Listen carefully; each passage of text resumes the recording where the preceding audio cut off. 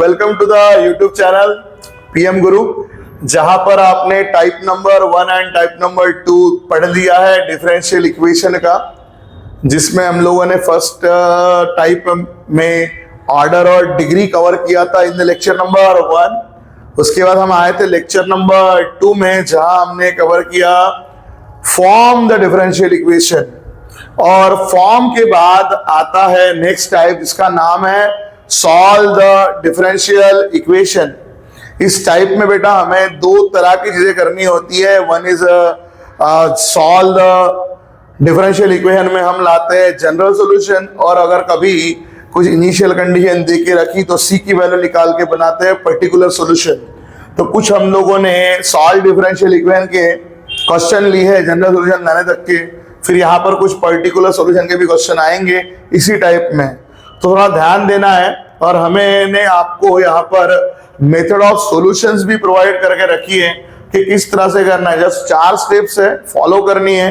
You will going to get your all the answer with the applying all the 4 steps. ठीक है, तो चलो बढ़ते हैं। हमारे पास मेथड ऑफ सॉल्यूशन में क्या करने जा रहे हैं, solve the differential equation. Differential equation को सॉल्व करना है। सॉल्व करने में सबसे पहला पॉइंट क्या करना है बेटा, आपको कलेक्ट करने हैं पूरी dx और x टर्म्स को वन साइड में और y dy टर्म्स को अनदर साइड में। dx और x वाली टर्म को एक साइड में, dy और y वाली टर्म्स को अनदर साइड में। ठीक है, दो साइड होती है इक्वेशन की, पता है, लेफ्ट और राइट, कोई मैथमेटिकल इक्वेशन की। तो एक साइड आपको पूरे x dx वाले लेके आने, एक साइड पूरे y dy वाले लेके आने हैं। फिर आपको दोनों साइड्स को अरेंज करना है थोड़ा प्रॉपर मैनर में। अगर कोई फॉर्मूला सही अरेंज नहीं होके दिख रहा है तो उसको प्रॉपर तरीके से अरेंज कर लेना है। उसको बाद में इंटीग्रेट करना है दोनों साइड्स को, है ना, by using proper formula for integration. और जो आपको आंसर मिलता है, जो आप निकालते हो, the obtain answer is general solution of that given differential equation, उसे बोला जाता है जनरल सॉल्यूशन। तो जब हम लोग बेटा डिफरेंशियल को सॉल्व करेंगे तो हमें मिलेगा जनरल सॉल्यूशन। ठीक है, जनरल सॉल्यूशन। और अगर हम वहां पर कुछ एक्स वाई की कंडीशन डाल देंगे जो दी हुई, तो उससे ही पर्टिकुलर सॉल्यूशन वो सामने आएगा। फिलहाल हम बढ़ते हैं सॉल्व डिफरेंशियल। देखो थोड़ा सा और एक कंपैरिजन भी कर लूं। इसके पहले लेक्चर नंबर 2 में जो हमने देखा, वहां देखा फॉर्म डिफरेंशियल। फॉर्म डिफरेंशियल के दौरान अपन ने क्या किया बेटा, आर्बिट्ररी कांस्टेंट्स को हटाया बाय डिफरेंशिएशन एंड सब्स्टिट्यूशन। तो डिफरेंशियल फॉर्म करते वक्त हमने किया था डिफरेंशिएट, इसलिए सॉल्व करते वक्त हमें क्या करना पड़ेगा, उसके उल्टा, मतलब इंटीग्रेट।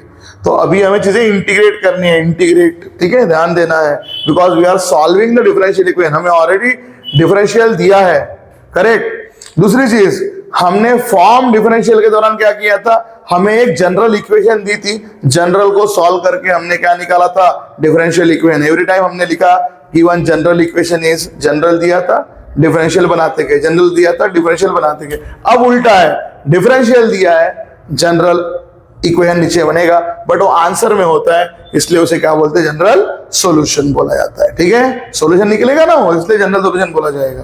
तो मुझे बोलना है कि उसके उल्टा कर रहे हैं। इसके पहले का फॉर्म डिफरेंशियल इक्वेशन, रिपीट एक बार बता रहा हूं, लास्ट टाइम। फॉर्म डिफरेंशियल में डेरिवेटिव किया, कांस्टेंट गायब कर दिए और हमने आंसर निकाला, करेक्ट। अब उसके उल्टा डिफरेंशियल इक्वेशन दिया है, अरेंज करेंगे, इंटीग्रेट करेंगे और वापस जनरल सॉल्यूशन में आंसर लेके आएंगे। तो देखिए हमने कुछ क्वेश्चंस भी यहां इनिशिएट करके रखे हैं आपके लिए। क्वेश्चन भी कुछ ऐसे ही आएगा, solve the following differential equation. जैसे डिफरेंशियल इक्वेशन सॉल्व करने की बात आई तो पहली स्टेप सबसे पहले हमारे माइंड में आनी चाहिए कि हमें कलेक्ट करने ऑल एक्स डीएक्स टर्म को एक साइड में और वाई डीवाई टर्म्स को अनदर साइड में। तो शुरुआत करते हैं। तो सबसे पहले तो बेटा हम लोगों ने उठाना क्या है, क्या नाम लेके उठाना है हमने, क्योंकि देखो सॉल्व फॉलोइंग डिफरेंशियल इक्वेशन मतलब हमें दिया हुआ इक्वेशन कौन सा है, डिफरेंशियल। गिवन डिफरेंशियल इक्वेशन को लिए, क्योंकि हमें सॉल्व करना है डिफरेंशियल इक्वेशन को। So given differential equation is, दिया हुआ डिफरेंशियल इक्वेशन मेरे पास क्या है, मेरे पास दिया हुआ डिफरेंशियल इक्वेशन है cos square y into dx minus cosec x into dy equal to 0। क्या है हमारी फर्स्ट स्टेप? फर्स्ट स्टेप हमारी है कि एक्स डी एक्स टर्म को एक साइड रखना, वाई डी वाई टर्म को एक साइड रखना, ठीक है। तो सर अभी एक साइड के लिए बेटा पहले तो एक्चुअली ये पूरा लेफ्ट साइड में फंक्शन आया है, उसको शिफ्ट तो करना पड़ेगा। तो एक काम करो, इनमें से किसी भी एक फंक्शन को पहले राइट में शिफ्ट कर लो, करेक्ट। तो सुनो, ये देखो cos square y into d x, ये माइनस वाली टर्म उधर चली गई तो ये बनेगी cosec x into d y. Shifting perform किया हमने, निगेटिव वाले टर्म को उधर कर लिया तो पॉजिटिव बन गया। अब हमारा बोलना क्या है, हमारी पहली स्टेप रिपीट बता रहा हूं आपको, हमारे को करना है कोई भी x और dx वाली टर्म को x dx एक साइड रखना है और y dy को अनदर साइड, फिर अरेंज करना है। और अरेंज की बात देखो क्या वर्ड दिख रहा है, इंटीग्रेट। बेटा इतना दिमाग में रखो कि इंटीग्रेट जब करते हैं ना, तो अगर एक्स्ट्रा इंटीग्रेट कर रहे हैं तो dx इंटू में होता है ना, इंटीग्रेटिंग फैक्टर बोलते हैं। y के साथ करे तो कौन होता है बेटा, dy, x साथ करे तो dx, y के साथ dy। दैट मींस अगर आपको इंटीग्रेट करना है तो dx dy काय में होना चाहिए, इंटू में। मतलब कहीं भी dx dy को अपॉन नहीं लाना, dx इंटू में होना चाहिए। मतलब मुझे बोलना क्या है, ये dx की पोजीशन ये ठीक है, अगर इसको ऐसे अपॉन नहीं ला सकते तो सर फिर इसका मतलब dx अगर सही है तो सिर्फ वहां पर किसको ले जाने की गरज है, x को। तो मुझे लगता है कि मैंने इस dx को यही रखना है और dx के अपॉन x की टर्म को लेके आना है। क्यों सर किया ऐसे, क्योंकि x dx टर्म को एक साइड लेके आना है और y dy टर्म को अनदर साइड। तो ये x की टर्म को हमने अरेंज कर दिया LHS वाले साइड में, x की टर्म को अरेंज कर दिया लेफ्ट हैंड साइड वाले टर्म में, है ना। क्योंकि मैंने क्या बोला, आपको इंटीग्रेट करना है तो इंटीग्रेटिंग फैक्टर ऊपर रहेगा न्यूमरेटर में, क्योंकि डेरिवेटिव में ddx क्या होता है नीचे, इंटीग्रेशन में क्या होता है ऊपर। तो dx सही है, सेम ये dy इधर सही है। तो dy अगर ये सही है तो इसका मतलब ये y ये भी अपॉन। तो देखो यहाँ पर था हमारा dy, यहाँ का cos स्क्वायर अपॉन ला लिया, ठीक है। तो ये जाएगा upon cos square y, upon cos square y। फिर हमने आपको बोला था कि स्टेप में ही लिख के दिया, देखो हो गया, x dx की टर्म एक साइड आ गई, y dy की टर्म अनदर साइड आ गई। उसके बाद इसको अरेंज करना है, थोड़ा बहुत प्रॉब्लम। अरेंज करना मींस व्हाट, कि देखो आपको पता है 1 upon cosec, what is in by 1 by cosec बेटा, 1 बाय कोसेक का मीनिंग क्या होता है, साइन। तो 1 बाय कोसेक का मीनिंग हो जाएगा साइन, और 1 बाय कॉस स्क्वायर का मीनिंग होता है बेटा sec square. 1 by cos square का मीनिंग क्या होता है, सेक स्क्वायर, ठीक है, क्लियर। तो हमने अभी इसे ला लिया, 1 बाय कोसेक को साइन लिख दिया, 1 बाय कॉस स्क्वायर को सेक स्क्वायर लिख दिया। और इसके बाद क्या करना है, integrate both side by using proper formula. देखो आपको पता है सेक स्क्वायर का इंटीग्रेशन होता है tan, साइन का इंटीग्रेशन कितना होता है cos माइनस में। तो बस अभी इंटीग्रेशन करने के लिए रेडी है। तो अरेंज करना इसलिए भी जरूरत था क्योंकि 1 बाय कोसेक का इंटीग्रेशन नहीं होता, बट 1 बाय कोसेक को अगर साइन कर ले तो साइन का इंटीग्रेशन अवेलेबल है। सेम 1 बाय कॉस स्क्वायर का नहीं होता, बट 1 बाय कॉस स्क्वायर कौन बनेगा, सेक स्क्वायर, और सेक स्क्वायर का इंटीग्रेशन अवेलेबल है। तो बेटा बस अभी थर्ड स्टेप लगानी है, ऑन इंटीग्रेटिंग बोथ साइड्स, दोनों साइड को इंटीग्रेट करना है, ऑन इंटीग्रेटिंग बोथ साइड्स। जैसे मैं यहां पर लगाऊंगा integration of sine x into dx हो जाएगा, integration of sine x into dx, और इधर में भी integration of sec square y into dy। बस ऐसे ही सॉल्व करते चलना है, integration of sec square y into dy, that's what we are performing here on, ठीक है। और जैसे हमने आपको बोला साइन का इंटीग्रेशन कितना होता है, माइनस cos x, ठीक है। Integration of sine x is minus cos x and integration of sec square x, so y में ओके sec स्क्वायर का x का tan x, तो sec स्क्वायर y का tan y। और बेटा इंटीग्रेशन खत्म अगर हुआ और अपन इंडेफिनिट इंटीग्रेशन में थे तो आंसर कितना लगाना पड़ेगा, उसके साथ में c लगाना होगा। तो इस तरह से ये आपका आंसर, जो आंसर मिलता है ना बेटा, वो है आपका रिक्वायर्ड जनरल सॉल्यूशन। जो मेरा आंसर आया minus cos x is equal to tan y plus c। हाँ आप चाहो थोड़ा इसे इधर उधर करके लिख सकते हो, शिफ्ट करके लिख सकते हो, ठीक है। मीन्स व्हाट, आप चाहो तो इसी आंसर को कि माइनस कॉस की टर्म आपको इधर भेजनी है तो इधर आप 0 आप ऐसे लिख सकते हो, tan y माइनस वाला इधर चला गया, plus cos x plus c equal to 0 पलटा के लिख दिया, tan y plus cos x plus c equal to 0, ऐसे वगैरह कर सकते हो। कोई टेंशन नहीं है, ठीक है। याद रखिएगा कि अगर आपको एक टर्म इधर नहीं पूरा एक ही साइड लिखना है तो भी चलेगा। कोई बच्चा ऐसे लिख सकता है, कोई चाहे तो ऐसे ही लिख सकता है, tan y plus cos x, वो इधर रहेगा और c के टर्म को राइट साइड रहेगा तो c उधर भी जाएगा ना बेटा। कांस्टेंट बिकम्स कांस्टेंट, कांस्टेंट को माइनस सी डालने की गरज भी होती नहीं है क्योंकि कांस्टेंट पॉजिटिव है या नेगेटिव है, क्या रहेगा, कांस्टेंट ही रहेगा। तो अगर आप चाहो तो c को उधर शिफ्ट करके भी ऐसे अनादर वे में लिख सकते हो, बट बेसिकली हमें तो इतना ही स्टेप करना है, x dx को एक साइड, y dy को एक साइड। अगर फॉर्मूले में बन नहीं रहा थोड़ा सा अरेंज करना है, अरेंज करने के बाद बस इंटीग्रेट कर देना है, फॉर्मूला लगा देना है, जो आंसर आ जाता है उसे बॉक्स कर देना है, वो आपका रिक्वायर्ड जनरल सॉल्यूशन है। तो इस तरह से सिंपल सा टॉपिक है, सिंपल सा तरीका लगाना है, ज्यादा हार्ड एंड हेक्टिक कुछ भी चीजें नहीं करनी है, ठीक है, कुछ भी नहीं है नया करना है। अभी अगेन हम चलते हैं दूसरे एग्जाम्पल की तरफ। तो जैसे ये हमारा क्वेश्चन, तो क्या दिया है हमें, गिवन में देके रखा है differential equation, given differential equation is, क्योंकि क्वेश्चन में लिख के दिया है solve the following differential equation, और दिया हुआ इक्वेशन ये हमारा डिफरेंशियल इक्वेशन है, given differential equation is. Now what is the differential equation, यहाँ का डिफरेंशियल इक्वेशन कुछ है बेटा हमारे पास, कुछ ऐसे, cosec x into d y plus cosec y into d x equal to 0। इस तरह से हमें याद देके रखा है, ठीक है, cosec x into d y और यहाँ पर cosec y into d x. अब जो हमने स्टेप पढ़ी उसमें आपने क्या बताया, हमने ये बताया कि आपको एक्स डी एक्स की टर्म को एक साइड रखना है और वाई डी वाई की अनदर साइड, दो साइड की बात की हमने। ये तो पूरा फंक्शन एक साइड में है, तो जैसे हमने आगे सिखाया था, पहले एक फंक्शन को शिफ्ट तो कर दो, चलो मैं इसको इधर शिफ्ट कर देता हूँ, सर अभी ये प्लस है, हाँ तो प्लस है तो बेटा इधर जाएगा तो कितना बन जाएगा, माइनस बन जाएगा, उसमें कोई डरने की जरूरत थोड़ी नहीं, माइनस बन जाएगा। फिर जैसे हमने आपको सिखाया कि आपको फंक्शन की तरफ ध्यान देना है, क्या, क्योंकि हमें सामने इंटीग्रेट करना पड़ता है, इंटीग्रेट का इंटीग्रेटिंग फैक्टर कभी अपॉन नहीं आ सकता, मतलब ये कभी ऐसे कोसेक वाई अपॉन डीवाई नहीं करना, अपॉन नहीं आ सकता, तो डीवाई अपॉन कोसेक करना ज्यादा बेटर है, तो डीवाई बाय कोसेक कर लेते हैं, ठीक है।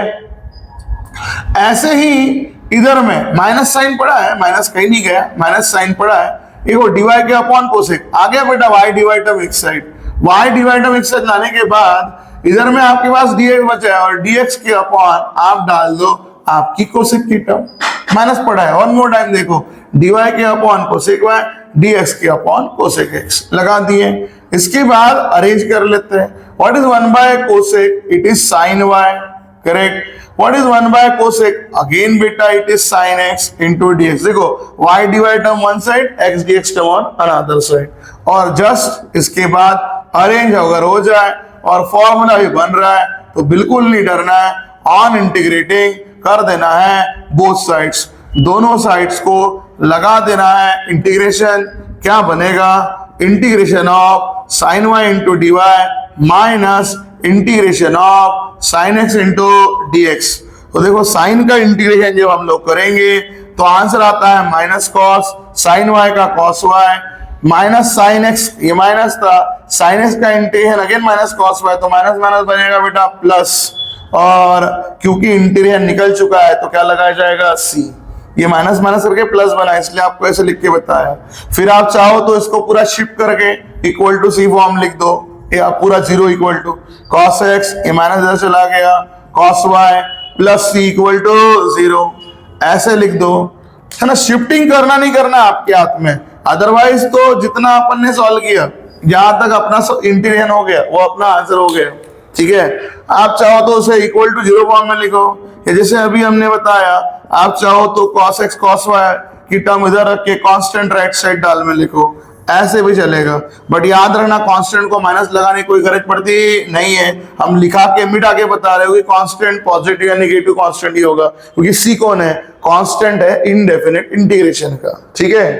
तो इस तरह से आपको डिफरेंशियल इक्वेशन दिए जाएंगे, आपको जनरल सॉल्यूशन में आज चलना है। ये जो आंसर आ रहा है आपका वो हम बता चुके हैं कि जब हम आंसर निकालते हैं, देखो द ऑब्टेन आंसर, जो आंसर हमें मिल रहा है ना वो कहलाता है जनरल सॉल्यूशन, ठीक है, that is called as general solution. तो हमें जो भी मिल रहा है वो मिल रहा है जनरल सॉल्यूशन। तो वापस अभी हमारी नेक्स्ट स्टेप हम परफॉर्म करते हैं।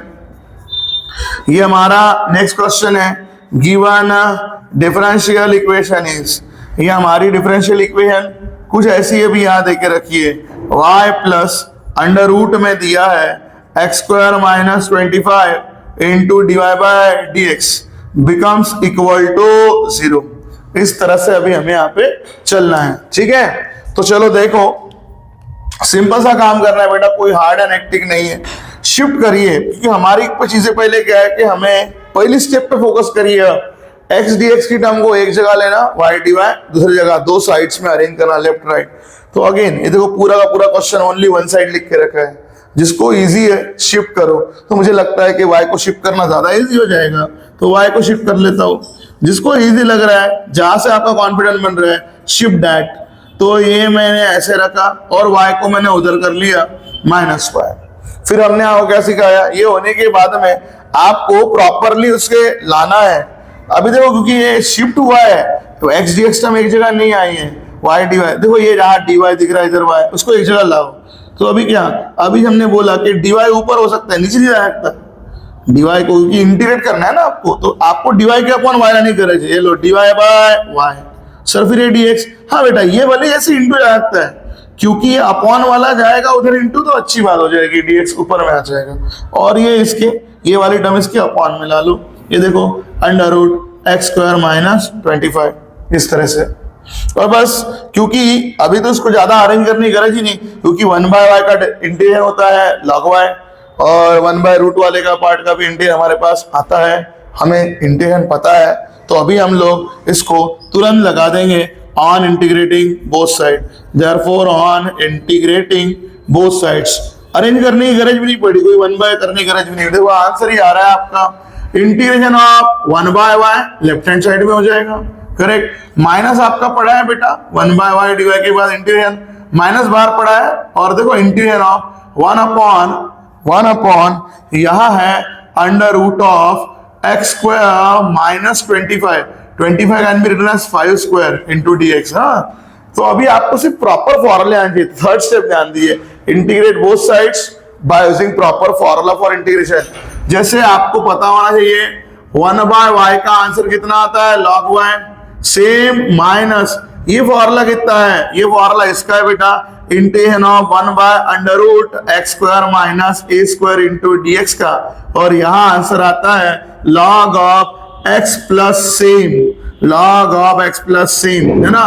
तो बस वही करना है, log of x plus same means x² minus 5² को मैं 25 वैसे लिख दे रहा हूं। हाँ, अभी एक चीज आपको और समझने लायक मुझे बतानी है, होता क्या है ना इसमें सॉल्व डिफरेंशियल में, अभी तक हमारे क्वेश्चन सादे, मतलब सभी फंक्शन सादे चल रहे थे, तो हमने कांस्टेंट भी जब डाला सब इंटीग्रेट होने के बाद, वो डाला बेटा c, है ना, जनरल कांस्टेंट डाला, इंटीग्रेशन का सादा कांस्टेंट डाला c, ठीक है। यहां पर भी देखो इंटीग्रेट करने का सादा कांस्टेंट डाला c। अब क्या हो रहा है ना, पहली बार इस फंक्शन का आंसर भी लॉग में, इसका भी लॉग में। अगर सभी फंक्शन, नोट दिस वर्ड, अगर सभी फंक्शन लॉग में है तो आपको कांस्टेंट भी c नहीं लिखना है, क्या लिखना है, log c। अगर सभी फंक्शन लॉग में है तो इक्का दुक्का फंक्शन लॉग में तो log c नहीं, ओनली c डाला जाएगा, ठीक है। इक्का दुक्का फंक्शन लॉग में, कोई भी लॉग में नहीं है तो सारा c डाला जाएगा।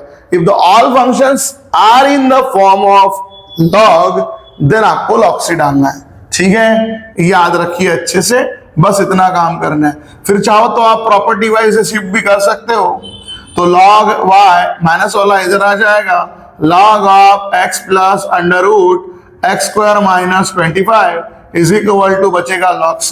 देखो यहां पर और एक प्रॉपर्टी लग जाएगी शिफ्ट करने पे, log a plus log b, it will B log of a that is y into b में है बेटा under root of x² minus 25 और is equal to log c। आजू बाजू में दोनों टर्म का log बेटा हो जाएगा कैंसल, तो फाइनलाइज आंसर हमारा बचेगा y into under root x² minus 25 is equal to c। ये आया हमारा रिमेम्बर फाइनल वाला जनरल सॉल्यूशन, ठीक है। तो इस तरह से अच्छे अच्छे क्वेश्चंस बनते हैं, सिंपल होते हैं, सोबर होते हैं, और सभी बोर्ड में आए हुए क्वेश्चंस है। ऐसे सभी बोर्ड में आए हुए क्वेश्चंस अगर आपको पढ़ना है तो आपको इस चैनल पे जमे रहना है, लगे रहना है। ये वीडियो और बाकी लोगों को शेयर करना है, अपने जैसे और बच्चों को जो पढ़ना चाहता है उसे भेजना है ना। चैनल पे सब्सक्राइब करना है, कमेंट का बटन, कमेंट की तरफ चलना है। लोगों को भी अपने एक कमेंट, अपनी एक राय जरूर इस वीडियो पे डालनी है। तो बढ़ते हैं बेटा आगे नेक्स्ट क्वेश्चन की तरफ, ध्यान दीजिए। लेसन नंबर एग्जाम्पल नंबर 4 की तरफ चलते हैं। एग्जाम्पल नंबर 4 आपके सामने आया है ये, तो इसको बढ़ते हैं, इसको सॉल्व करते हैं। कौन दिया गया है आपको? ये दिया गया है डिफरेंशियल इक्वेशन, करेक्ट। दिया हुआ differential equation sin x into cos y into cos x into sine y into dy by dx, that's what the differential equation given to us. सबसे पहला काम क्या करना है? शिफ्टिंग करना है दो साइड में, एक को एक साइड, एक को दूसरी साइड। तो जो भी फंक्शन इजी लग रहा होगा, let's shift that to the, मुझे लग रहा है कि ज्यादा इजियर इधर से हो जाएगा। आई विल शिफ्ट दैट, क्योंकि मुझे दो साइड्स की टर्म्स में, दोनों भागों में उसको अरेंज करना है। तो firstly I will shift that, ठीक है। तो यहां पर cos x into sine y into dy by dx, ये शिफ्ट होने पे यहां बन जाएगा minus sine x into cos x, ठीक है, cos y। अभी कौन सी टर्म को शिफ्ट किया? ये फर्स्ट वाली टर्म इधर चली गई। अब उसके बाद इसे अरेंज करना है, x dx की टर्म को एक साइड, y dy की टर्म को अनदर साइड। अपने सिस्टम को नहीं बोलना है, अरेंज करना है x dx को एक साइड। देखो बेटा मुझे dy दिख रहा है, ये y सही है, यहां का y इधर ला लो, पूरी y की टर्म बन जाएगी। What I mean to say, sine y के अपॉन इंटू वाला आ जाएगा sine y by cos y, into बन जाएगा बेटा dy। देखो ये dy सही था, साइन y सही था, इसको अपॉन लेके आए। फिर ये dx गया इधर में, क्योंकि याद करिए यहां साइन x की टर्म है इंटू dx और यहाँ का cos इसके अपॉन में, तो ये ऐसे अरेंज हो जाएगा, ठीक है। फिर आपको ध्यान देना है, sine y by cos y कौन फॉर्म करेगा रे बेटा? tan y। अगेन sine x by cos x, देखो क्या फॉर्म करेगा बेटा? tan x। So minus tan x into dx it will form. अब इसको हम लोग करेंगे ऑन इंटीग्रेटिंग बोथ साइड्स, है ना। टर्म्स को अरेंज तब हम सही करते हैं जब आपका फॉर्मूला, यहां देखिए 1/y का फॉर्मूला डायरेक्ट बना था, नो नीड ऑफ ज्यादा एक्स्ट्रा अरेंजमेंट। यहां सिर्फ ये फॉर्मूला बना था, सिर्फ 5 के स्क्वायर को हमने अरेंज किया। यहां साइन बाय कॉस का कोई फॉर्मूला नहीं होता, बट साइन बाय कॉस को टैन कन्वर्ट करोगे तो there is a integration of tan x, है ना, there is integration of tan y। तो on integrating both side, integration of tan y dy is equal to minus integration of tan x into dx। Integration of tan y log of mod of sec y, integration of tan x log of mod of sec x, correct. और हाँ यहाँ था, इसके बीच में minus sign तो रहेगा। और क्योंकि दोनों आंसर लॉग में, all functions answer are in the form of log, पहले का भी आंसर लॉग में, दूसरे का भी आंसर लॉग में, इसलिए सादा सी नहीं आएगा, there will be the log c। इस केस में हमें log c लिखना पड़ेगा। ये इसको इधर ला लो, अगेन प्रॉपर्टी लग रही है। मॉड तो बेटा log पॉजिटिव फंक्शन दिखाता है करके, तो अभी ब्रैकेट डाल सकते हो। ये माइनस वाला इधर आ जाएगा, ये बनेगा plus log of sec x is equal to log c, log a plus log b, log of बनेगा a इंटू b, तो log sec x into sec y is equal to sec c। आजू बाजू में दोनों का log log हो जाएगा बेटा कैंसल, तो आपका log log कैंसल जैसे हो गया, you will going to get sec y into sec c, ठीक है, sec y into sec x sorry is equal to c, sec y into sec x is equal to c। तो ये form हुआ हमारा, ये भी रिक्वायर्ड जनरल सॉल्यूशन। इस तरह से क्वेश्चंस को सॉल्व करते हैं, ठीक है। प्रॉपरली ध्यान देते हुए हर क्वेश्चंस को अंडरस्टैंड करना है, ठीक है। प्रॉपर अपनी एजुकेशन की जर्नी को आगे बढ़ाना है, ध्यान देना है नेक्स्ट क्वेश्चन की तरफ। अभी नेक्स्ट आपके सामने और एक हमने क्वेश्चन रखा है, example number 5 over here, given differential equation is, दिया हुआ डिफरेंशियल इक्वेशन आपको कुछ ऐसा है, e to the power x in bracket y square plus 1 into d x, y into e to the power x plus 1 into d y. बेटा अपनी steps क्या है उधर पहले ध्यान देना है। What are the first step, repeat हर बार स्टेप्स बता रहे हैं आपको, x dx को वन साइड, y dy को अनदर साइड। एक चीज पहली बार यहाँ अच्छी हुई है कि हमारा क्वेश्चन खुद दोनों साइड में लिख के आया है, शिफ्टिंग करने की गरज नहीं है ज्यादा लेफ्ट राइट करने की, बट हाँ फंक्शंस को अरेंज करने की गरज जरूर है, क्योंकि हमें y dy एक साइड चाहिए, x dx मैंने उसकी भी तरीके आपको समझाया वो कैसे रखे जाते हैं। देखो अगर आपका इंटीग्रेटिंग फैक्टर इंटू में होना चाहिए, dx अगर यहाँ है इंटू में है मतलब वो सही है, अगर ये dx यहाँ है तो e to the power x भी सही है, क्योंकि x dx की टर्म एक साइड चाहिए, तो ये तो सही है। तो फिर बचा कौन सा है, यहाँ का ये अपॉन ला लीजिए, ठीक है, ये दोनों टर्म आपकी सही है, ये अपॉन आ जाएगा e to the power x plus 1। देखो जैसे मैंने यहाँ पर अरेंज कर दिया, मेरी पूरी x dx की टर्म एक साइड आ गई। ऐसे ही y dy के टर्म को अनदर साइड अरेंज करना है, y dy के टर्म को वन मोर टाइम ध्यान दीजिए। देखो e to the power x into में था बेटा आपका dx, और इसके अपॉन में ये ला लिया, ये x dx की टर्म हो गई एक साइड में अरेंज, ब्रैकेट है ब्रैकेट रख देता हूं कोई बड़ी बात नहीं। इसके बाद में y dy की टर्म y इंटू dy, तो देखो ये y की टर्म इधर का ब्रैकेट इंटू में इधर अपॉन चला जाएगा, y स्क्वायर प्लस 1। टर्म्स आपकी अरेंज हो चुकी है। अगेन यहाँ देखो कोई बेसिक फॉर्मूले बन रहे थे तो हम कन्वर्ट कर रहे थे sin y बाय cos y tan y, यहाँ कुछ 1 बाय y डायरेक्ट इंडियन लगा तो डायरेक्ट लगाया, जहां जहां फॉर्मूला बनते गए बनाते गए। यहाँ तो ऐसा कुछ हो नहीं सकता, क्योंकि ऊपर एक ही टर्म है, नीचे बेस में 2 टर्म है, बेस सेपरेट वगैरह भी नहीं हो, बेस तो बड़ा है उल्टा। तो अभी हमारे पास एक ही स्टेप बचती है, क्योंकि हमारी स्टेप क्या है, अरेंज होने के बाद प्रॉपर मनन में अरेंज करना। अगर नहीं हो रहा है x dy x dx एक साइड आ गए, y dy अनदर साइड आ गए, तो एक ही काम बचता है इंटीग्रेट करना, ठीक है। तो अभी हम लोग इसको चलते हैं आगे, तो थोड़ा सोचते हैं फिर कि इसका इंटीग्रेट कैसे होगा। On integrating both sides, on integrating both sides, दोनों साइड को इंटीग्रेट लगा दिया बेटा, e to the power x upon e to the power x plus 1, integration of e to the power x upon e to the power x plus 1 into dx, और इधर में भी integration of y upon y square plus 1 into dx। तो अभी लगा तो दिया, but इसका फॉर्मूला कैसे, ठीक है, अभी लगा तो हमने दिया, बट इसका फॉर्मूला कैसे, इसका फॉर्मूला कैसे करना है। तो ध्यान दीजिए, हर बार इतने भी इजी क्वेश्चन नहीं आते जितने हमने क्वेश्चन पढ़े थे। इनिशियल का क्वेश्चन 2 मार्क, ये भी 2 मार्क, ये भी 2 मार्क, ये 3 मार्क। कभी कभी क्वेश्चन की थोड़ी लेवल रेज होके आती है, थोड़ा सा हल्का सा लिटिल बिट रेज।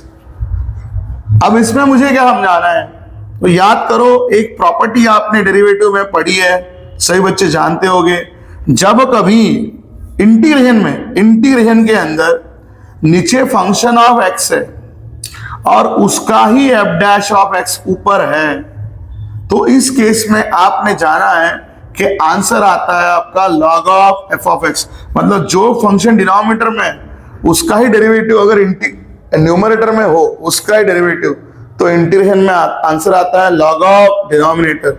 थोड़ा ध्यान दीजिए, e to the power x plus 1 ऊपर e to the power x, इसका डेरिवेटिव क्या बनता है, e to the power x बनता है, इसका डेरिवेटिव बनता है e to the power x, ठीक है। तो अभी हमें वही दिखाने की गरज है, सेम y स्क्वायर का डेरिवेटिव 2y, तो 2y के लिए y तो आ चुका है, 2 नहीं है, तो थोड़ा सा अरेंजमेंट करने की गरज है। e to the power x upon e to the power x plus 1 into dx, that is equivalent to इधर 1/2 एडजस्ट करते हैं, यहाँ 2y y square plus 1 into dy, ठीक है। और I am writing the step, मुझे बोलना क्या है, ये देखो बेटा e to the power x plus 1, और यार इसी e to the power x plus 1 का अगर मैं डेरिवेटिव करूं ना, तो यही मेरा ये बनता है, क्योंकि e to the power x का answer e to the power x आएगा, और 1 का आंसर कितना बनेगा, 0, करेक्ट। सेम अभी जब मैंने 1/2 एडजस्ट कर दिया है, तो याद करो मेरे पास नीचे में y स्क्वायर प्लस 1 है, और इसी डी वाई डेरिवेटिव करूं मैं y स्क्वायर प्लस 1 का विद रिस्पेक्ट टू y, तो y स्क्वायर का डेरिवेटिव 2y, 1 का डेरिवेटिव कितना बन जाएगा, 0। और जैसे हमने आपको बताया है, whenever derivative of denominator is equal to numerator, always the answer is log of denominator। तो इस तरह से अभी जो प्रॉपर्टी हमने देखी थी, one more time we are writing, integration के अंदर कोई फंक्शन नीचे में उसी का डेरिवेटिव ऊपर में, तो आंसर आता है log of f of x, log of that function in denominator। तो यहां आंसर बनेगा log of e to the power x। Same way ये 1/2 एंड log of यहां पर भी फॉर्म होगा y square plus 1 and plus, क्योंकि दोनों फंक्शन log में, तो इधर भी आंसर आपका आएगा log c। ठीक है, तो ये log पैटर्न आपका यहाँ बन चुका है। अभी हमें क्या करना है, यहां देखो प्रॉपर्टी भी हम लगा सकते हैं, बट यहाँ 2 टाइम्स सामने आपको दिख रहा है, आप इस 2 को हटा सकते हो। इस 2 को हटाने के लिए just do one thing, multiply कर लीजिए। ठीक है, जनरलाइज आंसर हमारा ओवर हो गया है, थोड़ा सा लॉग की सॉल्विंग करनी है। Multiply by 2 to both sides, multiply by 2 to both sides कर लेते हैं। दोनों साइड को 2 से मल्टीप्लाई करने पे ये 2 times log of e to the power x plus 1 हो जाएगा, ये आपका 2 हट जाएगा। ठीक है, देखो बेटा, आप चाहो तो 2 से मल्टीप्लाई कर सकते हो या इस पावर को ऊपर चढ़ा के रूट में भी लिख सकते हो। मेरे को ऐसे भी लगता है कि रूट से करेंगे थोड़ा जल्दी हो जाएगा। आंसर दोनों सेम ही देंगे आपको, पावर यहां से उधर स्क्वायर रूट मारो तो वही बनेगा। तो एक काम करते हैं, we will do one thing, इस पावर को सीधा इसके ऊपर चढ़ाते हैं, ज्यादा जल्दी हो जाएगा। ये देखो log of e to the power x plus 1, ये पावर को ऊपर चढ़ा दिया, ये प्रॉपर्टी लगाई, a into log b, log of b to the power a ऊपर चढ़ गया ये। ठीक है, ये पावर को ऊपर चढ़ा देते हैं, तो log of y square, log of y square plus 1, इसका पावर 1/2, और किसी का पावर 1/2 में क्या होता है बेटा, उसी का होता है रूट। तो will write best way by that, ये पावर ऊपर चढ़ रहा है, और log of under root of y square plus 1 ऐसे ये हो जाएगा, और प्लस log c। तो यहां log of e to the power x plus 1 है। मैंने अभी तक बहुत बार log को शिफ्ट इधर किया, शिफ्ट करने की गरज भी नहीं, आप चाहो तो वहां पर ही प्रॉपर्टी लगा सकते हो अगर लग रही है तो, कि log की प्रॉपर्टी बोथ वे सेम आती है। इधर लाओगे देखो b प्लस वाला a माइनस बनेगा, या log a minus b log of a by b बन जाएगा। इधर लगाओगे log a इंटू b तो भी वहीं पर आ जाएगा। देखो मैं उधर ही लगा देता हूँ, log a इंटू b क्या होगा, log a plus log b log of a into b under root of y square plus 1 into बन जाएगा c। तो ये यहां से आपका log log हो जाएगा बेटा, cancel, and final answer becomes आपके पास जो बचेगा e to the power x plus 1 into under root of y square plus 1 into c, जिसे चाहो तो आप बाद में भी ऐसा लिख सकते हो, e to the power x plus 1 upon under root y square plus 1 is equal to c। और आपको मैं बता दूं, आपको लग रहा होगा कि आपने अभी सर इधर ही log लगा दिया, सर ने इधर नहीं किया। अगर हम इसको इधर भी करते तो log a minus log b log of a by b, ये आंसर यही आता है अपॉन में डिवाइड करके। आपने उधर लगाया, उधर से डिवाइड करके उसको इधर आया, तो भी आंसर क्या बनने वाला, सेम, क्योंकि log की प्रॉपर्टीज बोथ वे सेम चलती है। आप अगर प्रॉपर्टी सही लगाओगे तो आपका आंसर ऑलवेज सही आने वाला है। तो इस तरह से इस टाइप में बने रहना है। आज हम लोगों ने कुछ यहाँ पर अभी के लेक्चर में ये कुछ क्वेश्चन पढ़े जहां हमने जनरल सॉल्यूशन निकाला, इसी को हम कंटिन्यू करते हैं और आगे बढ़ते हैं पर्टिकुलर सॉल्यूशन के क्वेश्चंस के साथ। ऐसे ही वीडियोस के लिए बने रहना है, तो चैनल पे लगे रहना है। चैनल को प्लीज शेयर सब्सक्राइब करिए, वीडियो को लाइक करिए, अपने फ्रेंड्स को शेयर करिए, और हाँ, अपना कमेंट डालना, अपना मत डालना बिल्कुल मत भूलिए, क्योंकि आपका एक लाइक, आपका एक सब्सक्राइब हमारा कॉन्फिडेंस बढ़ाता है। सो स्टूडेंट्स, हम लोगों ने इसके पहले सॉल्व डिफरेंशियल इक्वेशन के ही कुछ क्वेश्चन सॉल्व किए। तकरीबन हमने 5 एग्जाम्पल आपके इसके पहले लिए हैं, जहां हमने निकाला था इसका जनरल सॉल्यूशन। टाइप के इंट्रोडक्शन के दौरान ही मैंने आपको बताया था कि सॉल्व डिफरेंशियल इक्वेशन में 2 चीजें हमने करनी होती है, एक निकालना होता है जनरल सॉल्यूशन, कभी कभी पूछा जाता है पर्टिकुलर सॉल्यूशन। तो अभी हमने जो क्वेश्चन आपके सामने रखे हैं वो सभी क्वेश्चंस पर्टिकुलर सॉल्यूशन के हैं। और पर्टिकुलर सॉल्यूशन का क्वेश्चन अगर आपके एग्जाम में आता है तो यूजुअली 3 मार्क के लिए आता है। पर्टिकुलर सॉल्यूशन में हमें क्या करना पड़ेगा, जनरल सॉल्यूशन के आगे जाना पड़ेगा और सी की वैल्यू ढूंढ के वापस हमें इक्वेशन में डालनी पड़ेगी। सी की वैल्यू ढूंढेंगे, वापस पुटअप करेंगे, तो वो कहलाएगा पर्टिकुलर सॉल्यूशन। ठीक है, तो याद रखना है पर्टिकुलर सॉल्यूशन और जनरल सॉल्यूशन ये दोनों सॉल्व डिफरेंशियल इक्वेशन का ही पैटर्न है, ठीक है। तो let's start with the question.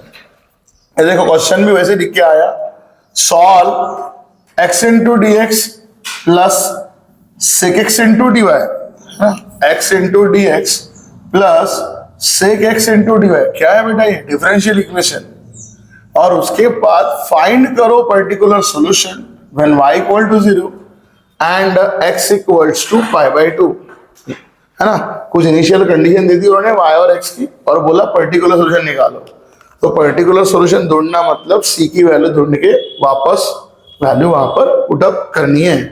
तो सबसे पहले तो हम ढूंढेंगे इसका जनरल सॉल्यूशन। क्या करते हैं आपको पता है, सबसे पहले गिवन डिफरेंशियल इक्वेशन को लिखते हैं और variable separable form given differential equation is, differential equation को लिखते हैं और उसे वेरिएबल सेपरेबल फॉर्म में हम अरेंज करते हैं।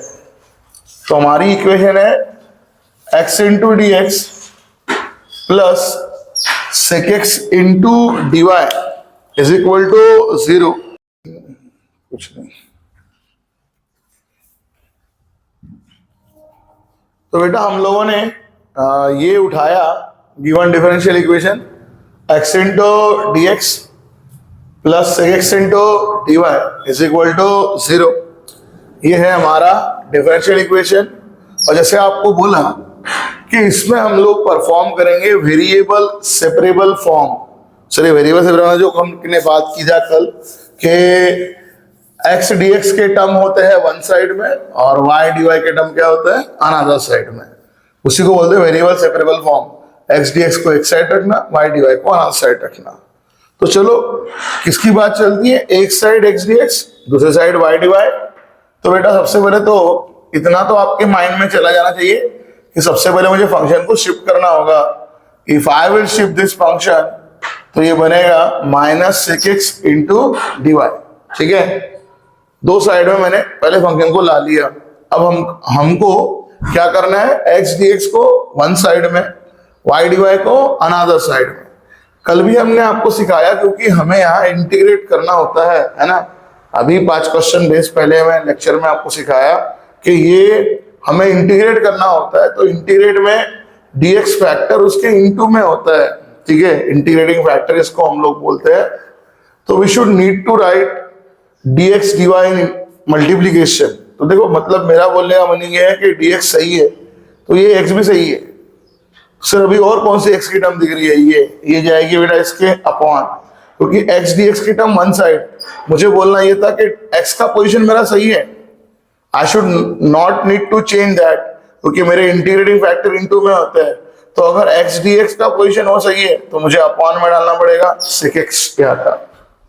और y की भाई कोई टर्म नहीं है तो ये यहां सिंगली y dy फॉर्म में जो भी है करेक्ट रहेगा। तो देखो x dx की टर्म एक साइड आ गई, y dy, y की कोई टर्म थी नहीं तो बचा ओनली dy। फिर हमने लिखा था कि इससे थोड़ा सा इफ पॉसिबल अरेंज करना है। सर अरेंज कैसे करेंगे बेटा, देखो x तो है, what is 1 by sec x, 1 by sec x it becomes cos x into dx और माइनस dy। हमने ये स्टेप भी लिखी थी, है ना। फर्स्ट स्टेप हमारी थी राइट। अभी 5 क्वेश्चन पहले ही आपने देखा, अभी तक कॉन्स्टेंटली से आपके पास थी कि सबसे पहला काम एक्स डी एक्स को एक साइड कलेक्ट करना, वाई डी वाई को दूसरी साइड कलेक्ट करना। दूसरा हमारा काम जो होता है, सेकंड जो स्टेप थी हमारी वो थी कि अरेंज करना प्रॉपर मैनर में। थर्ड स्टेप थी हमारी इंटीग्रेट करना बोथ साइड्स को बाय यूजिंग प्रॉपर फॉर्मूलाज। तो चलो शुरुआत करते हैं। टर्म्स तो अरेंज हो चुकी है, इससे जाते हैं on integrating both sides, on integrating both sides. इतना ही वर्ड लिखना है क्योंकि खुद अपने वो x d x y d y factor लेके आया है। एक्स वाले के पास डी एक्स बराबर है, वाई वाले के पास डी वाई बराबर है। तो देखो हमने क्या किया, इंटीग्रेट करने गए, इधर साइड इंटीग्रेट करने जाएंगे x into cos x into d x और वहां राइट साइड में इंटीग्रेशन ऑफ हो जाएगा बेटा आपका डी वाई। तो थोड़ा ध्यान देना है कि हमारे पास क्या फॉर्म हो रहा है। देखो मुझे ऐसा लग रहा है कि ये मेरा फर्स्ट फंक्शन, ये बन रहा है second function x into cos into dx, मतलब इसके इंटीग्रेशन में भी क्या लग रहा है बाय लेफ्ट साइड में, by parts rule, integration by parts rule that you well known about. Integration of u into v into dx क्या होता है बेटा, u into integration of v dx minus in bracket derivative perform होता है u का, integration perform होता है v का, है ना, v dx, और इस इंटीग्रेशन का फाइनली एक dx और आता है। तो लेफ्ट हैंड साइड में लग रहा है by part rule, but by part rule लगाने के पहले आपको पता होना चाहिए u और v, u को फर्स्ट फंक्शन, v को सेकंड फंक्शन हम लेते हैं, बट इसके अंदर हमें एक लाइट रूल दिखना होता है LIAT, जहां पर L का मतलब लॉगरिथमिक, I का मतलब inverse, A means algebraic, T means trigonometric, E means exponential. तो देखो मेरा सीक्वेंस सही है क्योंकि x is algebraic term and cos x is trigonometric term, cos x जो है मेरी ट्रिग्नोमेट्रिक टर्म, तो अलजेब्रिक के बाद ही ट्रिग्नोमेट्रिक आया, सीक्वेंस सही है। अगर सीक्वेंस आगे पीछे होता तो उसे सबसे पहले लाइट रूल से सही करते हैं, ठीक है। तो मुझे ये बोलना है कि इंटीग्रेशन में बेसिक इंटीग्रेशन, जिसे हमने कल अभी के 5वें क्वेश्चन में देखा था कि कभी कभी डिनोमिनेटर डेरिवेटिव कहाँ बनता है, न्यूमरेटर में, तो इंटीग्रेशन के जितने बेसिक से रूल्स है वो सभी आपको यूज हो सकते हैं, सही प्रॉपर्टीज। अभी यहाँ इंटीग्रेशन का और एक प्रॉपर्टी का इस्तेमाल हो रहा है which is by parts rule. तो इंटीग्रेशन के ऑल बेसिक, ऑल फॉर्मूलेज आ सकते हैं क्वेश्चंस के अंदर, इसलिए इंटीग्रेशन को अच्छा रखना बहुत जरूरी है।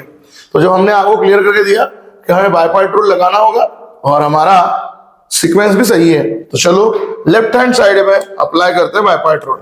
क्या होता है बेटा, u बाहर होता है, जो हमारा फर्स्ट फंक्शन है ना, u बाहर, तो u की जगह यहाँ पर बेटा हमारे पास x है, x बाहर होगा, इंटीग्रेशन परफॉर्म होगा सेकंड का मतलब cos x का। देखो u मतलब फर्स्ट फंक्शन, v मतलब सेकंड फंक्शन, u बाहर, v का इंटीग्रेशन। उसके बाद आता है बेटा minus integration in bracket derivative perform करते हैं बेटा u का, u मतलब फर्स्ट फंक्शन, तो फर्स्ट मतलब हमारा बेटा होगा यहाँ पे x का, and integration of v dx, v मतलब बेटा सेकंड फंक्शन है हमारा, that is integration of cos x dx, v dx, v means second function, v मतलब cos x dx, और उसके बाद इनटू ये पहले इंटीग्रेशन के लिए लास्ट dx, और यहाँ पर इंटीग्रेशन ऑफ dy, 1 dy लिखो या dy लिखो, ये तो जैसे का वैसा रहेगा, इसका तो कोई भी आंसर आ जाएगा, 1 dy का आंसर हो जाता है y।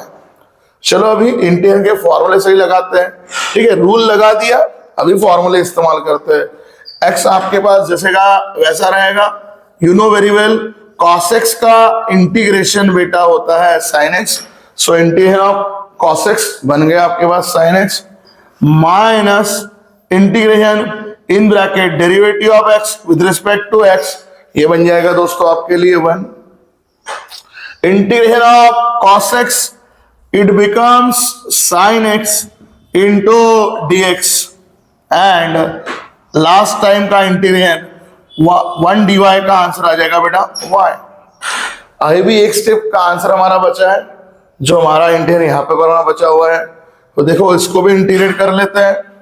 क्या बची हमारे पास काम, x into sine x minus integration of, देखो 1 इंटू साइन कितना हो जाएगा बेटा, साइन एक्स ही बन जाएगा, माइनस जो है, तो मुझे अभी लास्ट स्टेप में लगाना है इंटीग्रेशन ऑफ साइन एक्स, और साइन एक्स का इंटीग्रेशन हमारा बनता है माइनस कॉस एक्स, ठीक है।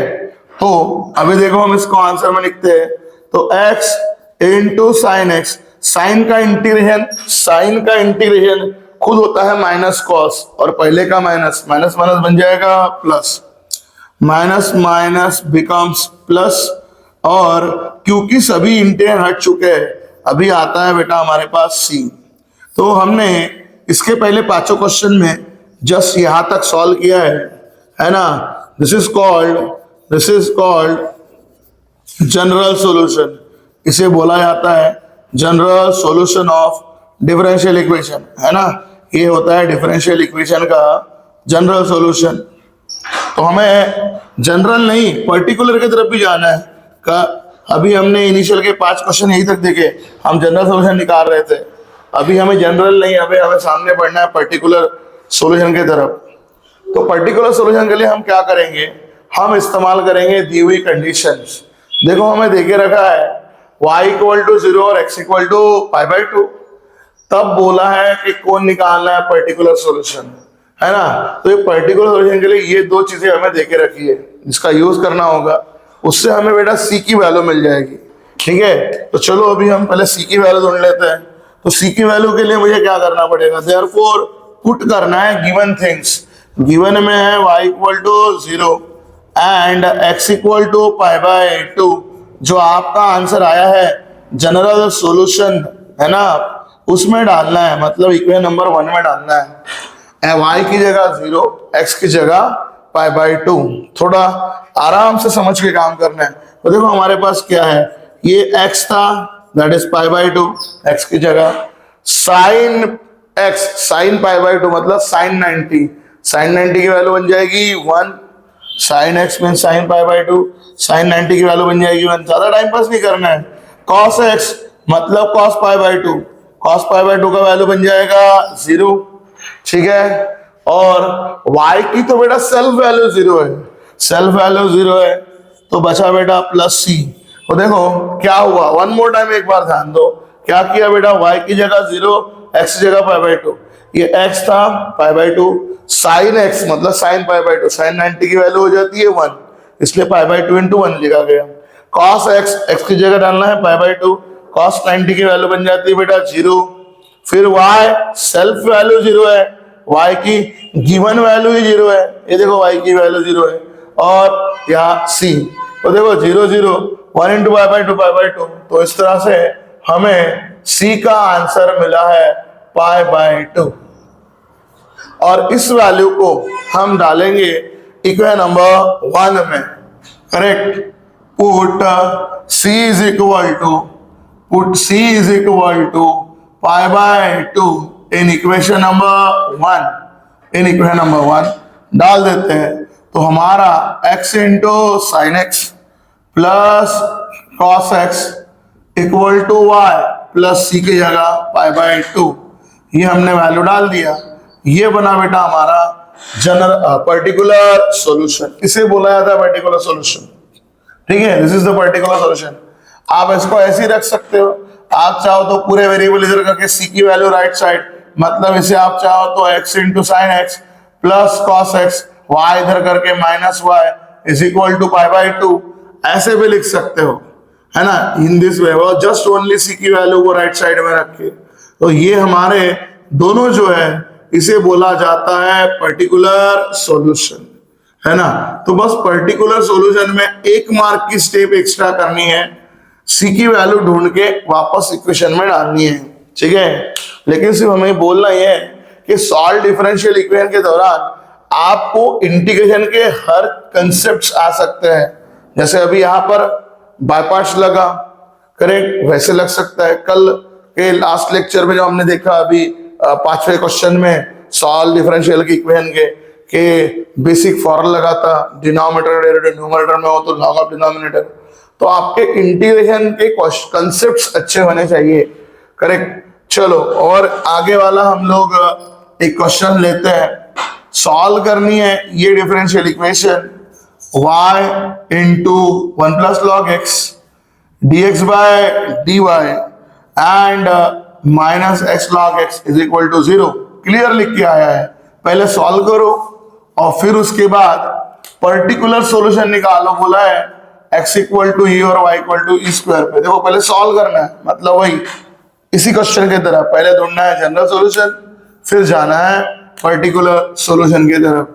तो शुरुआत करते हैं इस आंसर का। गिवन डिफरेंशियल इक्वेशन इज, लिखने का तरीका बिल्कुल सही और प्रॉम्प्ट रखना है। Given differential equation y in bracket 1 plus log x into dx by dy, correct, और minus x into log x, it will be equal to 0। तो पहले सबसे पहले हमको हमारी बेसिक स्टेप्स याद रखनी है। बेसिक स्टेप्स क्या बोलती है? बेसिक स्टेप्स आपको यही बोलती है कि हमें वेरिएबल सेपरेबल फॉर्म बनाना होता है डिफरेंशियल इक्वेशन को सॉल्व करने के लिए। वेरिएबल सेपरेबल मतलब एक्स डी एक्स की टर्म एक साइड में, वाई डी वाई की टर्म अनदर साइड में। तो सबसे पहले ऑलवेज तो आपको फंक्शन शिफ्टिंग की तरफ ध्यान देना है, क्योंकि दो साइड का यूज करना है, लेफ्ट और राइट साइड का। तो देखो पहले तो शिफ्टिंग कर लो, जो भी इजी फंक्शन लग रहा होगा। मुझे लग रहा है कि सेकंड फंक्शन इजी है, निगेटिव साइन है, उधर चला जाएगा तो पॉजिटिव भी हो जाएगा। तो I am shifting this over the right side. तो x इंटू लॉग एक्स को हमने भेज दिया राइट हैंड साइड में, ठीक है। अब हम यहाँ पर इस्तेमाल करते हैं वेरिएबल सेपरेबल फॉर्म का, x d x one side, y d another side. देखो ये dx फैक्टर इनटू में है और इसके पास 1 प्लस लॉग एक्स आया है। तो जब बार बार जो हम आपको बता रहे हैं कि यार वेरिएबल सेपरेबल में हमें इंटीग्रेट करना होता है उसके बाद में, तो इंटीग्रेशन के लिए dx dy ऐसे इनटू में होने चाहिए। तो dx की वैल्यू बिल्कुल सही है और dx अगर सही है मतलब x लेफ्ट साइड आएगा, तो x में 1 प्लस लॉग एक्स की टर्म x के अंदर ही आती है, तो उधर सही है। दैट मीन्स ये पूरा पार्ट सही है, इसको कुछ करने की गरज नहीं। तो देखो यहाँ पर भी तो मुझे वो दिख रहा है, so I will take that x into log x behind this, इसके नीचे में बिलो दिस फंक्शन। तो मेरा x log x का पार्ट, x dx का पार्ट पूरा वन साइड आ गया, बचा y dy। ये देखो अपॉन का dy जो यहाँ था, I am shifting over this over here, और यहाँ का जो y इंटू में था वो डाल दिया बेटा मैंने अपॉन में, तो हो गया। यही चीज सबसे पहली चीज तो यही आनी चाहिए, वेरिएबल सेपरेबल फॉर्म करना। इसे वेरिएबल सेपरेबल फॉर्म बोला जाता है। x dx की टर्म एक साइड, y dy की टर्म अनदर साइड में। फिर अगर आपके पास कोई पैटर्न बन रहा है, कोई क्वेश्चन बन रहा है, तो थोड़ा सा अरेंज, यहाँ जैसे अरेंज बोला था 1/sec को cos, यहाँ क्या कर पाएंगे, यहाँ तो न्यूमरेटर में दो टर्म है, डिनोमिनेटर में x इंटू लॉग एक्स, मतलब एक ही टर्म होगी मल्टीप्लिकेशन में, तो वी कांट सेपरेट। और 1/y का तो बेटा इंटीग्रेशन ही होता है log y, तो कोई नो नीड टू सेपरेट। तो अभी एक ही चीज बचती है, मतलब अरेंजमेंट कोई हो ही नहीं सकता। बस क्या करना पड़ेगा, थर्ड स्टेप पे जंप करना पड़ेगा, on integrating both sides, on integrating both sides.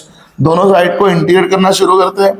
Integration of 1 plus log x upon x into log x, और इंटू में है dx, और integration of 1/y into dy। तो मुझे तो दिख रहा है कि इसका इंटीग्रेशन तो डायरेक्ट होता है, 1/y का आंसर ही कितना आता है, log y। That is perfect, that is perfect. But sir इधर क्या होगा? तो बेटा ये सब क्वेश्चंस आपने डेरिवेटिव में देखे गए हैं। व्हाट, मैं आपको बता दूं, इस टर्म का डेरिवेटिव ये होता है, थोड़ा चेक कर लीजिए। I will show you first. अगर आप डेरिवेटिव करने जाते हो x log x का, है ना, पावर टूल के हिसाब से डेरिवेटिव करने जाते हो, ये फर्स्ट फंक्शन है, सेकंड फंक्शन है। याद करो पावर टूल क्या होता है, पहले का derivative, derivative of first x का x साथ 1 into second as it is, correct, plus derivative होता है सेकेंड का, log x का डेरिवेटिव कितना होता है 1/x, और into first as it is, x becomes cancel, तो 1 इंटू log x, और देखो +1, log x +1 या 1 प्लस log x, करेक्ट। तो देखो ये 1 प्लस log x किसका डेरिवेटिव बेटा, इस टर्म का, मतलब वही डिनोमिनेटर का डेरिवेटिव वापस कहां पर आ चुका है, न्यूमरेटर में। तो बस इसे हमें सिर्फ शो करना है। क्या शो करना है, यही लिखना है, x log x यहीं पे है, और ये ऊपर की टर्म हटा के हम बताएंगे ये ऊपर की टर्म क्या है, ये डेरिवेटिव है नीचे वाली टर्म का, है ना। ऊपर वाली टर्म हटाने का और बताने का ये डेरिवेटिव नीचे वाली टर्म का। ये कौन सी प्रॉपर्टी, कल वाली जो आपको लास्ट 5वें इक्वेशन में बताई थी क्वेश्चन में, कि नीचे कोई फंक्शन है f of x नाम का, और उसके ऊपर उसी का f dash x है और बाजू में dx है। इस केस में always answer log of f of x आता है। f of x मतलब जो डिनोमिनेटर में टर्म है उसके बराबर आता है। तो ये हमने यहाँ पे इंडिकेट कर दिया, और ये तो 1/y वो तो रेडी था। तो अगेन जो हमने इंडिकेट कर दिया उसके आधार पर कि अगर कोई फंक्शन डिनोमिनेटर में उसका डेरिवेटिव ऊपर में, अगर कोई फंक्शन डिनोमिनेटर में उसका ही डेरिवेटिव ऊपर में, तो आंसर आता है log of f of x, मतलब वही डिनोमिनेटर का फंक्शन। तो log ऑफ हमारा आंसर बनेगा x into log x, log of x into log x। 1/y का इंटीग्रेशन बनेगा बेटा log y, पर थोड़ा ध्यान देना था, यही हमने आपको अभी 5वें चौथे क्वेश्चन में सिखाया था। कि बेटा अगर आपके सभी क्वेश्चन सादे हैं, फंक्शन सादे है, या एक आधे फंक्शन में लॉग आ रहा तो टेंशन नहीं, हम सी ही लिखते हैं। बट हर जगह अगर लॉग आए तो हमें कांस्टेंट भी जो डालना होता है वो डालना होता है लॉग सी फॉर्म में, ठीक है, वो डालना होता है लॉग सी। बेटरली हमारा ये तो वैसे जनरल सॉल्यूशन बन गया, बट क्योंकि लॉग लगाते तो लॉग की प्रॉपर्टीज क्रिएट हो जाती है, तो लॉग की प्रॉपर्टीज का यूज हो सकता है।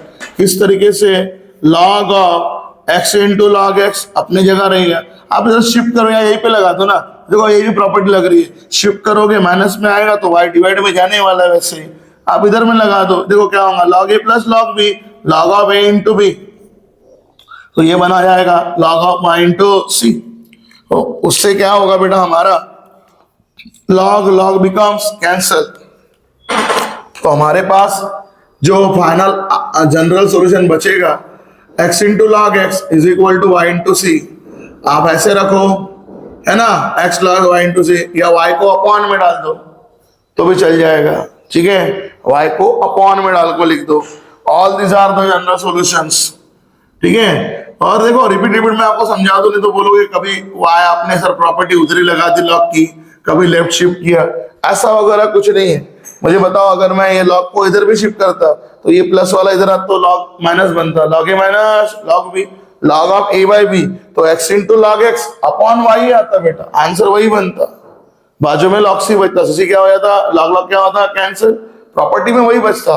लॉग की प्रॉपर्टी कभी चेंज नहीं होती है, लॉग की प्रॉपर्टी जैसे कि वैसी, आप उधर लगाओगे उस तरह से लगेगी, इधर था तो इंटू हो गया, इधर गया तो अपॉन, तो ऑलरेडी वाई अपॉन ही आता, ठीक है। तो ये हमारा जो है, ठीक है, इक्वेशन नंबर 1, शॉर्ट में मैं लिखता हूं, अभी ज्यादा वर्डिंग नहीं लिखता हूं। ये कौन होता है बेटा, हमारा जनरल सॉल्यूशन। अभी हमें ढूंढना है पर्टिकुलर सॉल्यूशन, तो पर्टिकुलर सॉल्यूशन के लिए क्या करते हैं, गिवन वैल्यूज को वहां पर पुट अप कर देते हैं, गिवन वैल्यूज को।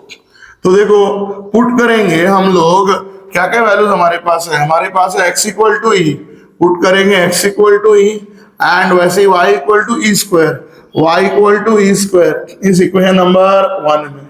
चलो डालो, x की जगह e, log x की जगह log e, log e की वैल्यू कितनी हो जाती है बेटा 1, और y की value e square is equal to c, ई स्क्वायर से कैंसिल हो गया बेटा। तो हमारे पास इसको सॉल्व करने पे सामने लिख देता हूं, इम्प्लाइज, सामने लिखे थे इम्प्लाइज, ध्यान दीजिए सी की वैल्यू क्या होगी, ध्यान देना, क्या क्या बोला हमने, ई स्क्वायर से कट गया, एक पार्ट कट गया, तो सी की वैल्यू कितनी बच रही है, C becomes is equal to 1 by, correct, E square में से एक कट गया ना पावर, 1 बाई बच गया। क्या किया था, वन मोर टाइम देख लो, x की जगह ई डाला था, log x की जगह log e, log e की वैल्यू कितनी हो जाती है 1, और ई स्क्वायर y की जगह e एक पावर से कट गया, तो c की वैल्यू 1 बाई, तो बस ये जो c की वैल्यू आई है 1 बाई, ये डाल दीजिए हमारे इक्वेशन नंबर 1 में, ये चलो इसी फॉर्म में डालता हूँ, लास्ट वाले में डालता हूँ, ये जो आखिरी लिखा है उसमें। तो हमारा आंसर क्या बन जाएगा, हमारा आंसर बनेगा x into log x upon y is equal to C की वैल्यू 1 बाई ई, ठीक है, आ गया दोस्तों। इसे कहलाते हैं इक्वेशन नंबर 2, है ना, 2 बोलो या कुछ बोलो जो भी है, यहाँ ये है हमारा बना, इसको बोला जाता है पर्टिकुलर सॉल्यूशन।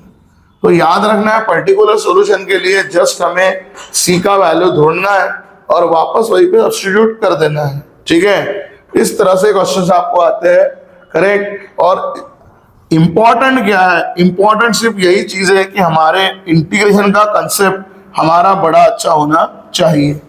तो काफी अच्छे क्वेश्चन हमने लिए, all this questions are asked in a board examination, ये सभी बोर्ड पेपर में आए हुए क्वेश्चंस है और मोस्ट रिपीटेड क्वेश्चंस है। प्रॉपरली एकदम ध्यान देना है, प्रॉपरली अपनी पढ़ाई करनी है।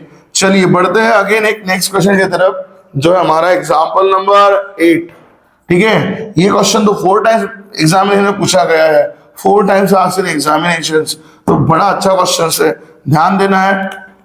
बढ़ते हैं इसके तरफ, तो हमारा गिवन डिफरेंशियल इक्वेशन हमें यहाँ पहले उठाना है। ये हमारा गिवन डिफरेंशियल इक्वेशन जो है ये x plus 1 into d y by d x, ये है +1 और 2 times e to the power minus y, ठीक है। ये हमारा डिफरेंशियल इक्वेशन है। सबसे पहले आपको पता है कि डिफरेंशियल इक्वेशन को सॉल्व करने के लिए x d x one side, y d y another side, वो वाले टर्म चलती है। अब सर ये तो ऑलरेडी वन साइड शिफ्ट हुआ है कुछ सर वाई एक्स, बेटा ऐसा देखोगे तो काफी झगड़ा फंक्शन लगेगा, थोड़ा टेक्निकली सही सोचो तो ज्यादा अच्छा लगेगा। मुझे तो पहले लगता है कि मैं ज्यादा कुछ तो ना कर सकूं, बट इतना समझ में आता है कि वन को उधर भेजो तो -1 होगा। देखो e to the power minus y, what is e to the power minus y, it becomes 1 upon e to the power y. Negative power ऊपर है नीचे लाए तो क्या बनेगा, पॉजिटिव, वो भी मैं कर रहा हूँ, और +1 को उधर कर दिया तो कितना बन जाएगा, -1। ठीक है, +1 बिकम्स शिफ्ट करने पे इधर बन जाएगा -1, ये 1 इधर चला गया। ठीक है, रिमेंबर से ये वाली 1 उधर टर्म चली गई। ठीक है, रिपीट आपको समझा रहे हैं, this 1 becomes transfer to here.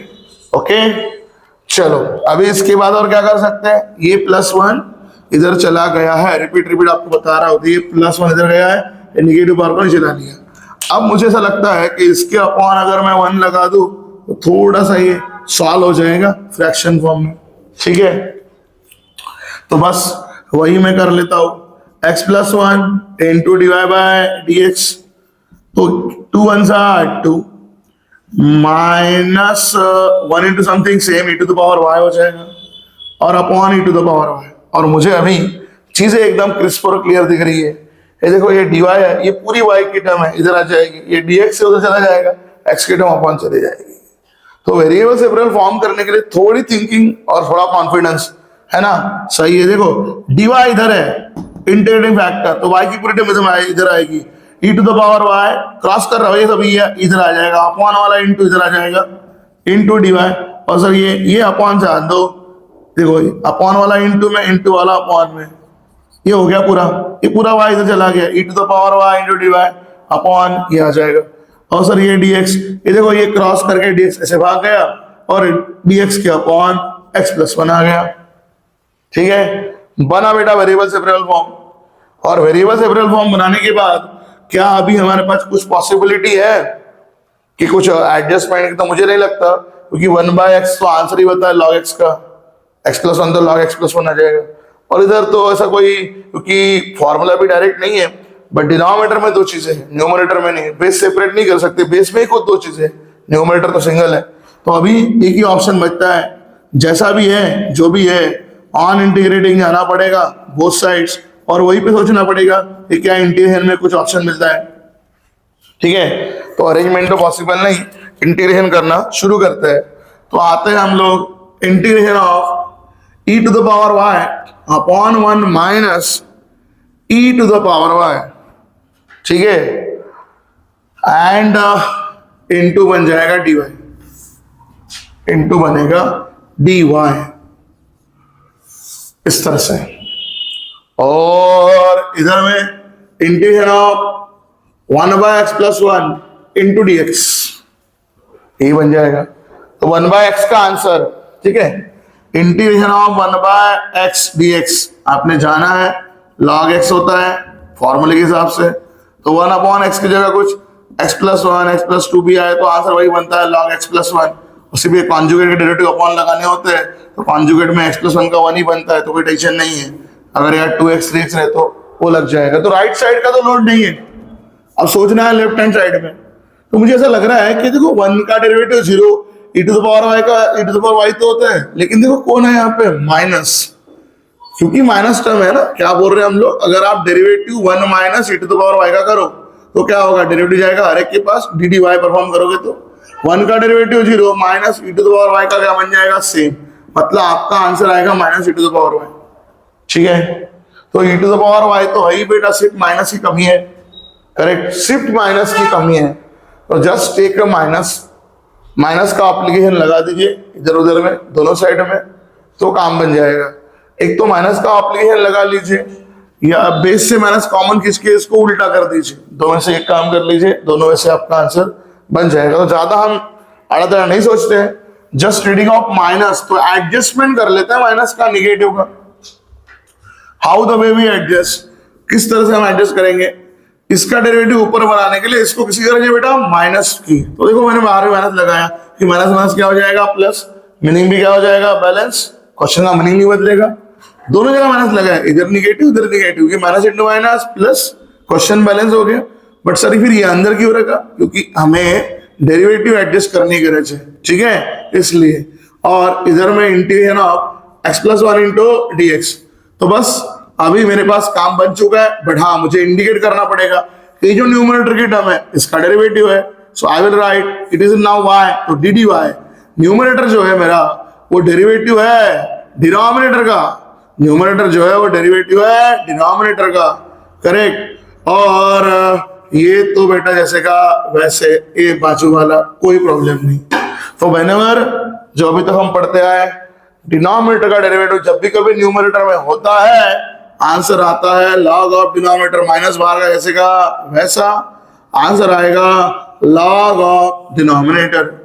और जैसा अभी हमने आपको बताया 1/x का आंसर log x, तो x प्लस 1 का भी log x प्लस 1, सभी आंसर log में है, तो c भी आएगा बेटा log में, so it will becomes log c, ऐसा आपके पास बन जाएगा, ठीक है, याद रखना है। तो आप इसको ऐसे भी रख सकते हो, log की प्रॉपर्टी लग रही है वो भी लगा सकते हो। आपको अगर ऐसा चाहिए कि सर एक्स वाई की टर्म एक साइड, सी को एक साइड, आप वैसे भी लगा सकते हो, कोई फर्क नहीं पड़ेगा, कोई फर्क नहीं पड़ेगा, याद रखना है। चलो एक काम करता हूं, मैं एक्स वाई की प्रॉपर्टी एक साइड और लॉग को एक साइड।